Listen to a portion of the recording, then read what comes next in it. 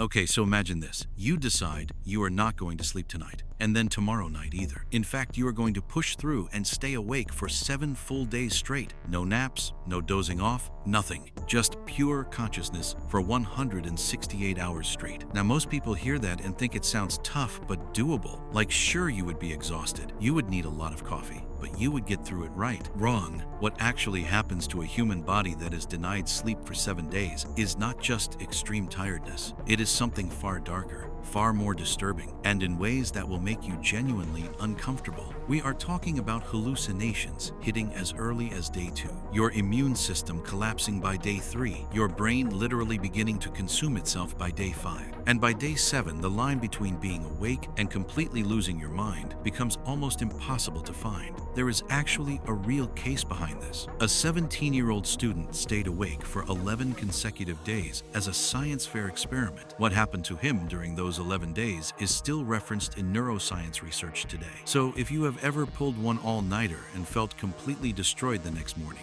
take that feeling and multiply it by 7, and then understand that it gets so much worse than that. Stay with me, because we are going through every single day, and I promise by the end of this, you will never take a good night of sleep for granted again. Hours 1 to 24 just tired, or so you think. The first 24 hours feel manageable. Heavy eyes, constant yawning, but you are functioning. You can hold a conversation. You can do basic tasks. You feel like you are just having a rough day. But underneath the surface, something important is already happening. Your brain is building up a chemical called adenosine, a sleep pressure compound that accumulates every single hour you stay awake, pushing harder and harder on your brain, telling it to shut down and rest. Here is the alarming part. After just 24 hours without sleep, your cognitive function drops to a level comparable to someone who is legally drunk. Reaction time slow. Decision-making is impaired. Memory starts glitching. And you have not even hit day 2 yet. Day 2, your brain starts doing something terrifying, that it begins doing something called microsleeps. Tiny, involuntary blackouts lasting 1 to 30 seconds. The terrifying part is you do not even know they are happening. You could be mid-sentence and your brain just blinks out completely. You come back with no awareness that it even occurred. And then the hallucinations begin. Shadows moving at the edge of your vision. Sounds that are not there. Objects shifting slightly when you look at them directly. Your brain is so overloaded that it is starting to generate experiences that do not exist. This is only 48 hours in.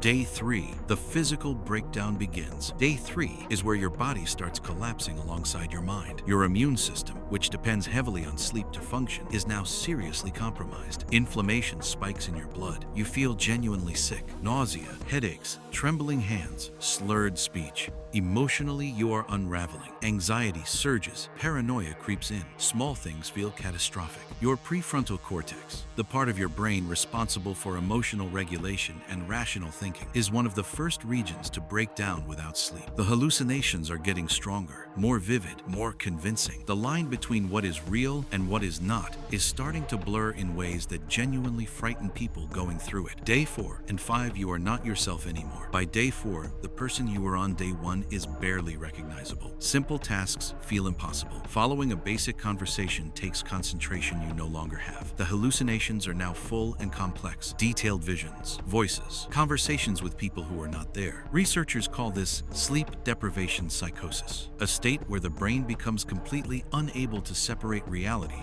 from what it is generating internally. And then day 5 brings something that genuinely shocked scientists when they first discovered it. Your glial cells, which are supposed to clean waste from the brain during sleep, become dangerously overactive. They start breaking down healthy brain tissue instead. Your brain is literally consuming itself, not as a metaphor, as a physical biological process. Day 6 and 7, complete system failure. By day 6, full psychosis has set in. Memory is almost completely gone. Time is totally distorted. Hours feel like minutes. Minutes feel like hours. You cannot tell the difference between either. Organ stress is building. Blood pressure is elevated. Your heart is working significantly harder than it should be. By day 7, you are in genuine medical emergency territory. Motor function is severely impaired. Organ systems are beginning to fail. The brain damage being sustained is no longer a risk. It is a reality. There is a rare genetic condition called fatal familial insomnia, where people lose the ability to sleep entirely. Within months, it results in complete mental breakdown and death. It is one of the most powerful pieces of evidence that sleep is not optional. It is as essential to survival as food and water.